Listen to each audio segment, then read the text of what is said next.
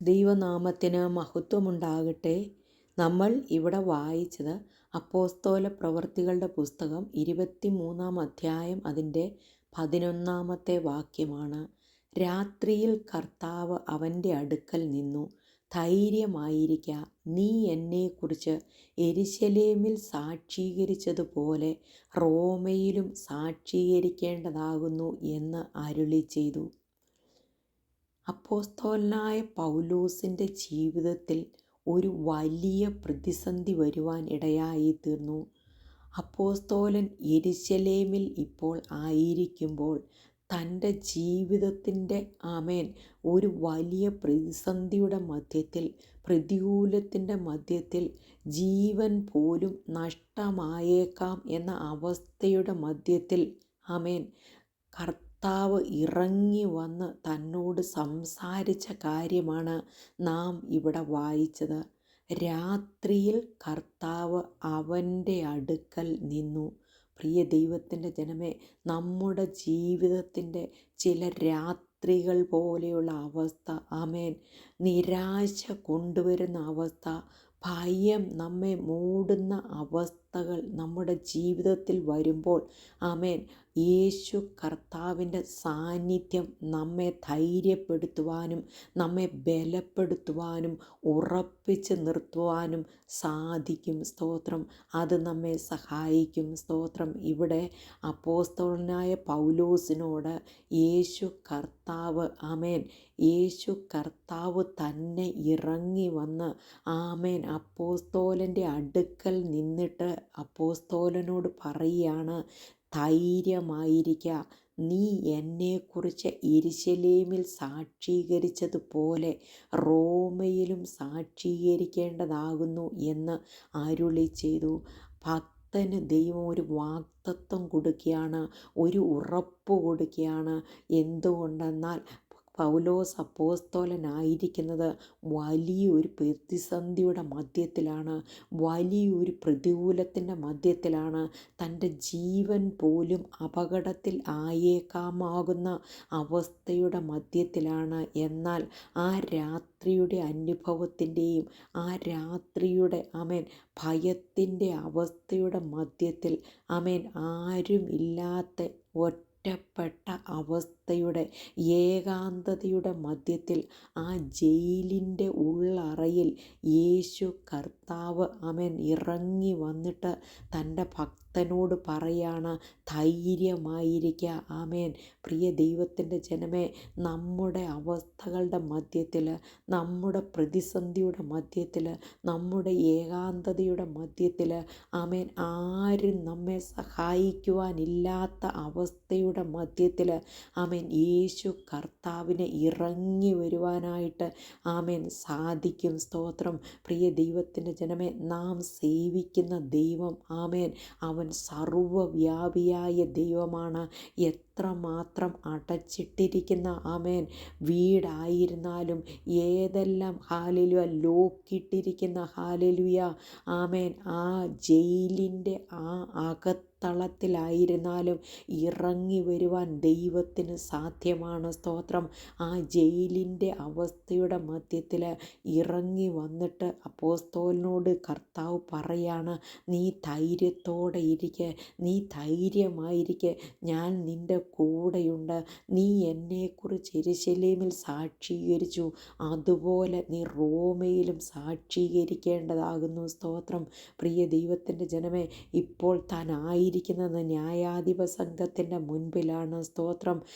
റോമാലേഖനത്തിൽ അപ്പോസ്തലൻ അവിടെ പറയുന്നുണ്ട്, യഹൂദന്മാരെ കർത്താവിന് വേണ്ടി നേടുവാനുള്ള തൻ്റെ വലിയ ആഗ്രഹം, അതിനുവേണ്ടി താൻ ദൈവത്തിനു വേണ്ടി നിന്നപ്പോൾ തനിക്കൊരു വലിയ പ്രതികൂലം വന്നാൽ ആ പ്രതികൂലത്തിൻ്റെ മധ്യത്തിൽ സ്തോത്രം തന്നോട് ദൈവം സംസാരിക്കുവാനിടയായി. പ്രിയ ദൈവത്തിൻ്റെ ജനമേ, നാം അപ്പോസ്തല പ്രവൃത്തികളുടെ പുസ്തകം 19-ാം അധ്യായത്തിൽ വായിക്കുമ്പോൾ അപ്പോസ്തലൻ്റെ ജീവിതത്തിൻ്റെ ഒരാഗ്രഹമായിരുന്നു തനിക്ക് റോമയിലേക്ക് പോകണം എന്നുള്ളത്. എന്നാൽ ഇവിടെ താൻ യെരുശലേമിലായിരിക്കുമ്പോൾ യേശു കർത്താവ് പറയാണ് സ്തോത്രം, നീ റോമയിലും പോയി എന്നെക്കുറിച്ച് സാക്ഷീകരിക്കേണ്ടതാകുന്നു. സ്തോത്രം.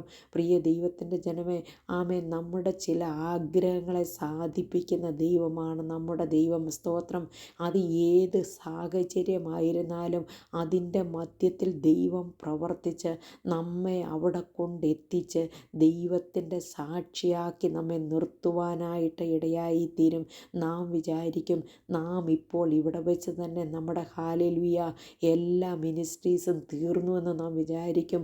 എനിക്കിനി മുൻപോട്ട് പോകുവാൻ സാധ്യമല്ലെന്ന് നാം വിചാരിച്ചേക്കാം. എൻ്റെ ജീവിതം ഇവിടെ കൊണ്ട് അവസാനിച്ചെന്ന് നമുക്ക് വിചാരിച്ചേക്കാം. എന്നാൽ സ്തോത്രം, ദൈവം നമ്മെക്കുറിച്ചൊരു വാഗ്ദത്തം പറഞ്ഞിട്ടുണ്ടെങ്കിൽ അത് നിവർത്തിക്കുവാൻ ദൈവം ശക്തനായ ദൈവമാണ്. സ്തോത്രം. പ്രിയ ദൈവത്തിൻ്റെ ജനമേ, ഈ പൗലോസ് അപ്പോസ്തലൻ്റെ മുൻപോട്ടുള്ള ആ ജീവിത യാത്രയിൽ തന്നെ പിടിച്ചു നിർത്തിയത് ഈ വാഗ്ദത്ത വചനമായിരുന്നു. സ്തോത്രം. താൻ കപ്പൽ ഛേദത്തിൽ അകപ്പെടുവാനായിട്ട് ഇടയായിത്തീർന്നു. മെലീത്ത ദ്വീപിൽ തന്നെ അണലി കടിക്കുവാനായിട്ട് ഇടയായിത്തീർന്നു. എന്നാൽ ആമേൻ, അതിൻ്റെ എല്ലാ മധ്യത്തിൽ തൻ്റെ ഹൃദയത്തിൽ ദൈവം കൊടുത്ത ആമേൻ ആ വാഗ്ദത്ത വചനത്തെ താൻ മുറുകെ പിടിച്ചതുകൊണ്ട് സ്തോത്രം, കപ്പലിനോ ഹല്ലേലൂയ കടലിനോ തിരമാലകൾക്കോ കൊടുങ്കാറ്റിനോ ആമേൻ സ്തോത്രം രാത്രിയുടെ അവസ്ഥകൾക്കോ ആമേൻ വെള്ളത്തിൻ്റെ അവസ്ഥകൾക്കോ ഒന്നും അപ്പോസ്തലനെ തകർത്തു കളയുവാൻ സാധ്യമായി തീർന്നില്ല. സ്തോത്രം.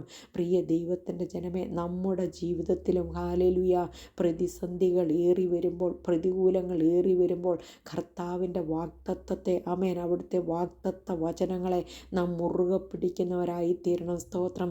സമാധാനത്തിൻ്റെ ദൈവവുമോ വേഗത്തിൽ സാത്താനെ നമ്മുടെ കാൽ കീഴെ ചതച്ച് കളയുന്ന ദൈവമാണ്. സ്തോത്രം. ഹല്ലേലൂയ. ശത്രുവിൻ്റെ സകല ബലത്തെയും ചവിട്ടുവാൻ അവിടുന്ന് നമുക്ക് അധികാരം തന്നിട്ടുണ്ട്. ഹല്ലേലൂയ. നാം 46-ാം സങ്കീർത്തനത്തിൽ പറയുന്നു. സ്തോത്രം. അതിൻ്റെ 1-ാം വാക്യം പറയാണ്, ദൈവം നമ്മുടെ സങ്കേതവും ബലവുമാകുന്നു, കഷ്ടങ്ങളിൽ അവൻ ഏറ്റവും അടുത്ത തുണയായിരിക്കുന്നു. അതുകൊണ്ട് പർവ്വതങ്ങൾ മാറിപ്പോയാലും കുന്നുകൾ നീങ്ങിപ്പോയാലും ദൈവത്തിൻ്റെ ദയ നമ്മെ വിട്ടുമാറാതെ അത് നമ്മുടെ മേൽ ആമേൻ സ്തോത്രം വാഗ്ദത്തത്തെ നിറവേറ്റുന്ന ദൈവമാണ് നമ്മുടെ ദൈവം. സ്തോത്രം. ഇവിടെ അപ്പോസ്തലന് വേണ്ടി കർത്താവ് ഇറങ്ങി വരുവാനായിട്ട് ഇടയായി തീർന്നു. സ്തോത്രം. പ്രിയ ദൈവത്തിൻ്റെ ജനമേ, ഹല്ലേലൂയ. പൗലോസ് അപ്പോസ്തലനിലൂടെ ദൈവം ചെയ്ത അത്ഭുത പ്രവൃത്തികൾ എത്ര വലിയതാണ്. സ്തോത്രം. നാം ഫിലിപ്പിയ ലേഖനത്തിൽ വായിക്കുകയാണെങ്കിൽ ആ കാരാഗ്രഹ ലേഖനം അവസാനിപ്പിക്കുമ്പോൾ സ്തോത്രം അപ്പോസ്തലൻ പറയുന്ന ഒരു കാര്യമുണ്ട്. ഫിലിപ്പ്യ ലേഖനം 4-ാം അധ്യായം അതിൻ്റെ 21-22 വാക്യങ്ങളിൽ നാം വായിക്കുന്നത് ഇങ്ങനെയാണ്: ക്രിസ്തുവേശുവിൽ ഓരോ വിശുദ്ധനെയും വന്ദനം ചെയ്യുവിൻ. എന്നോട് കൂടെയുള്ള സഹോദരന്മാർ നിങ്ങളെ വന്ദനം ചെയ്യുന്നു. വിശുദ്ധന്മാർ എല്ലാവരും, വിശേഷാൽ കൈസരുടെ അരമനയിലുള്ളവരും നിങ്ങളെ വന്ദനം ചെയ്യുന്നു. പ്രിയ ദൈവത്തിൻ്റെ ജനമേ, യെരൂശലേമിൽ തൻ്റെ ജീവിതം അവിടെ അവസാനിച്ചു പോകുമെന്ന് വിചാരിച്ച അവസ്ഥയുടെ മധ്യത്തിൽ നിന്ന് തന്നെ ഹല്ലേലൂയ അപ്പോസ്തലനെ ദൈവം റോമിലേക്ക് കൊണ്ടുചെന്നു. ദൈവത്തിൻ്റെ വാഗ്ദത്തം നിവർത്തിച്ചു. ആമേൻ. പ്രത്യേകിച്ച് ഹല്ലേലൂയ കൈസരുടെ അരമനയിലുള്ളവരെ ആമേൻ ക്രിസ്തുവിന് വേണ്ടി നേടുവാൻ ദൈവം അപ്പോസ്തലനെ ഉപയോഗിച്ചു. ഇവിടെ പറയാണ്, വിശേഷാൽ ആമേൻ വിശുദ്ധന്മാർ എല്ലാവരും, വിശേഷാൽ കൈസരുടെ അരമനയിലുള്ളവരും നിങ്ങളെ വന്ദനം ചെയ്യുന്നു. സ്തോത്രം. പ്രിയ ദൈവത്തിൻ്റെ ജനമേ, നമ്മുടെ ചില പ്രതിസന്ധികൾ ഹല്ലേലൂയ, നമ്മുടെ ചില പ്രതികൂലങ്ങൾ, നമ്മുടെ ചില രാത്രിയുടെ അനുഭവങ്ങൾ ദൈവം നമ്മെ അതിലൂടെ പണിതെടുത്തിട്ട് ആമേൻ ചിലരെ കർത്താവിന് വേണ്ടി നേടുവാൻ വേണ്ടി നമ്മെ ഒരുക്കിയെടുക്കുകയാണ്. സ്തോത്രം. ഇവിടെ അപ്പോസ്തലനായ പൗലോസ് വലിയൊരു പ്രതിസന്ധിയിലൂടെ കടന്നുപോയി. തൻ്റെ ജീവിതത്തിൽ അനവധി പ്രശ്നങ്ങൾ, പ്രതികൂലങ്ങൾ നേരിട്ടു. സ്തോത്രം. താൻ കർത്താവിന് വേണ്ടി നിന്ദ അനുഭവിച്ചു. താൻ കർത്താവിന് വേണ്ടി അടിയേറ്റു. ആമേൻ. എന്നാൽ അവിടെയെല്ലാം സ്തോത്രം ഹല്ലേലൂയ ദൈവത്തിൻ്റെ പരിശുദ്ധാത്മാവ് യേശു കർത്താവ് തന്നെ ഇറങ്ങി വന്ന് തൻ്റെ ഭക്തനെ ധൈര്യപ്പെടുത്തി ബലപ്പെടുത്തി ഉറപ്പിച്ച് നിർത്തി. ഹാലേലുയ.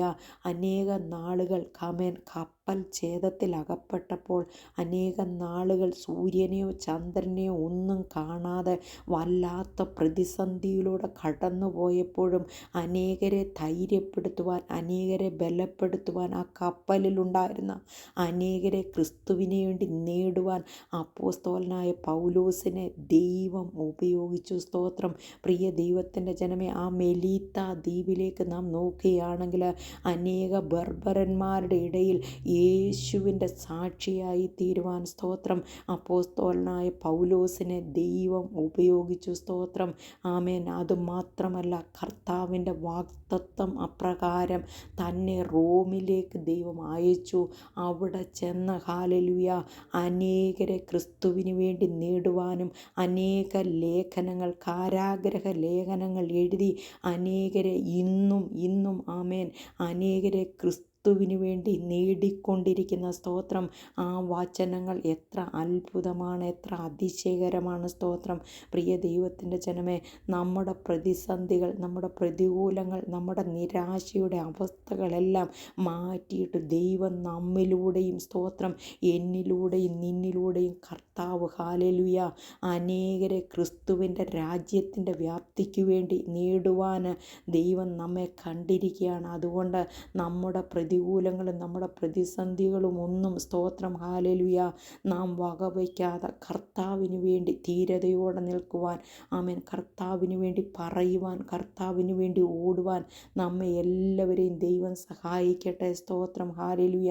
നമ്മൾ അപ്പോസ്തല പ്രവൃത്തികളുടെ പുസ്തകം 18-ാം അധ്യായം അതിൻ്റെ 9 വായിക്കുന്നത് ഇങ്ങനെയാണ്. രാത്രിയിൽ കർത്താവ് ദർശനത്തിൽ പൗലോസിനോട്, നീ ഭയപ്പെടാതെ പ്രസംഗിക്ക, മിണ്ടാതെ ഇരിക്കരുത്, ഞാൻ നിന്നോട് കൂടെയുണ്ട്, ആരും നിന്നെ കയ്യേറ്റം ചെയ്ത് ദോഷപ്പെടുത്തുകയുമില്ല, ഈ പട്ടണത്തിൽ എനിക്ക് വളരെ ജനമുണ്ട് എന്ന് അരുളി ചെയ്തു. സ്തോത്രം. പ്രിയ ദൈവത്തിൻ്റെ ജനമേ, ഹാലേലുയ, നമ്മുടെ രാത്രിയുടെ അനുഭവങ്ങളിൽ ദൈവം നമ്മോട് സംസാരിക്കുവാനായിട്ട് ഇടയായിത്തീരും. നമ്മുടെ പ്രതിസന്ധിയുടെ നാളുകളിൽ കർത്താവിൻ്റെ ബലം നമ്മിലേക്ക് പകർന്ന് നമ്മെ ധൈര്യപ്പെടുത്തുവാനായിട്ട് ഇടയായിത്തീരും. പൗലോസ് അപ്പോസ്തലനെ ധൈര്യപ്പെടുത്തി ബലപ്പെടുത്തി ഉറപ്പിച്ച് ഹാലേലുയ തൻ്റെ വാഗ്ദത്തം ദൈവം നിവർത്തിച്ചതുപോലെ നമ്മിലും ദൈവത്തിൻ്റെ വാഗ്ദത്തങ്ങൾ നിവർത്തിക്കുവാനായിട്ട് ഇടയായിത്തീരും. അതുകൊണ്ട് ആ കർത്താവിൻ്റെ സന്നിധി നമ്മെ തന്നെ സമർപ്പിക്കാം. ആ കർത്താവിന് വേണ്ടി നമുക്ക് ജീവിക്കാം. അതിനായിട്ട് ദൈവം നമ്മെ എല്ലാവരെയും സഹായിക്കട്ടെ. ഈ വചനങ്ങളാൽ ദൈവം നമ്മെ അനുഗ്രഹിക്കട്ടെ. നമുക്കൊരു വാക്ക് പ്രാർത്ഥിക്കാം. പരിശുദ്ധ ദൈവമേ, സ്വർഗീയനായ നല്ല പിതാവേ, അടിയങ്ങളെ കേൾപ്പിച്ച അനുഗ്രഹിക്കപ്പെട്ട വചനത്തിനായി സ്തോത്രം. അവിടുന്ന് വാഗ്ദത്തങ്ങളിൽ വിശ്വസ്തനും വാക്കു പറഞ്ഞിട്ട് മാറിപ്പോകാത്ത ദൈവവുമാകിയാൽ സ്തോത്രം ചെയ്യുന്നു. ഈ വചനം കേൾക്കുന്ന ഓരോ മക്കളെയും കർത്താവെ അവിടുന്ന് ബലപ്പെടുത്തണമേ, ശക്തീകരിക്കണമേ എന്ന് പ്രാർത്ഥിക്കുന്നു. കർത്താവിൻ്റെ നാമം മാത്രം മഹത്വമെടുക്കണം. പ്രാർത്ഥനയും യാചനയും കേട്ടതിനാൽ സ്തോത്രം. സകല യേശുപ്പച്ചൻ്റെ ധന്യമുള്ള നാമത്തിൽ തന്നെ. ആമേൻ. God bless you all.